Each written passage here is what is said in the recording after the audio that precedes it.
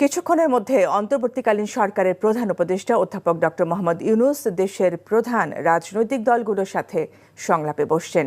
এটি হবে রাজনৈতিক দলগুলোর সঙ্গে অন্তর্বর্তী সরকারের তৃতীয় দফা সংলাপ। ৬টি সংস্কার কমিশন এবং দেশের বর্তমান আইন শৃঙ্খলা পরিস্থিতি নিয়ে এই সংলাপ অনুষ্ঠিত হচ্ছে।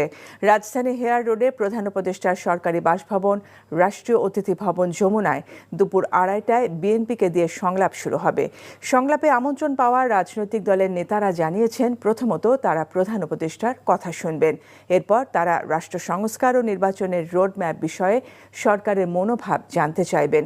সর্বশেষ গত ৩১শে আগস্ট রাজনৈতিক দলগুলোর সাথে মতবিনিময় করেন প্রধান উপদেষ্টা।